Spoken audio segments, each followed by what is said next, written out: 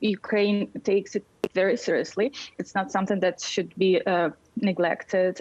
But if you just go to the streets, you will see that Ukraine lives a normal life. Schools, banks, shops work normally. But I would say that people are trying to stay put, but the level of anxiety is very high. People are discussing their actions in case of emergency, what they will do, how they will get in touch with their loved ones. Something unusual that I noticed is that now in Kyiv, a lot of civilians are signing up for some sort of firearms training. And it's very hard to book a spot at a shooting range now. So people really take the situation seriously. And even those who didn't think about having some military training or something, they are getting into it now. And it's a message that people are ready to protect their home. Yeah. So many people say that Ukraine, of course, has been living with some form of conflict, particularly in the eastern part of the country. But, you know, this would be a totally different level, a full-scale invasion, a sort of real emphasis on Kiev. Are people really prepared for that? I mean, you talk about doing some military training, but is daily life set up for a conflict like that?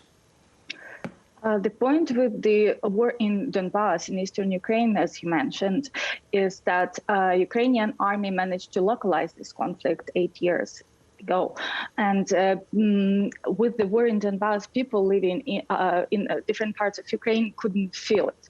Now, this threat is very big, and even people living in Kyiv or in Odessa or somewhere else, they think that it might happen, and we have to be prepared for any even worst case scenario. So I would say that there is no panic, but people are hoping for the best, preparing for the worst. And we also believe that the Ukrainian military, Ukrainian army is so much more advanced if compared to 2014. We have, due to this tremendous support from our Western allies, our army got really top-notch equipment, and our soldiers are trained. And so, yeah, this is a little bit different situation from the one that we had 8 years ago. But you would not have the forces, I would imagine, that Russia is massing on the borders. We're hearing reports of them being up to sort of 160, 70,000 troops. Right, this number is significant, yet we really hope that Ukraine will be prepared, but at the same time, there is still room for the diplomatic talks.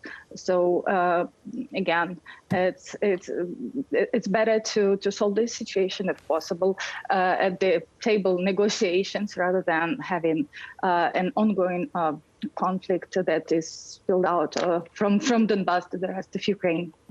You know, the reports say that the Poles in Ukraine are highly supportive of Ukraine becoming a member of NATO. Would people not in this circumstance think that this is something that could be put on hold to prevent war with Russia? Well, the NATO membership was fixed in the Ukrainian constitution 3 years ago as a strategic goal. So it's on the national level. We are trying to get set for the NATO membership, and another strategic goal is the membership of the European Union. So it's important for the country, it's important for Ukrainians.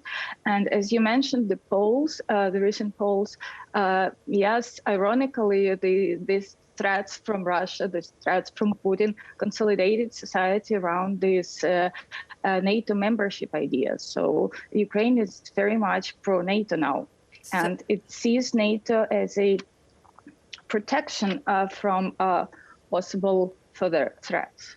But even if it meant that the country went to war, that it would be something they'd be prepared to fight for?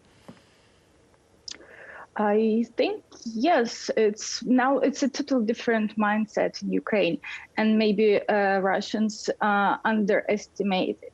They underestimate how big this European Western value set is important for Ukrainians.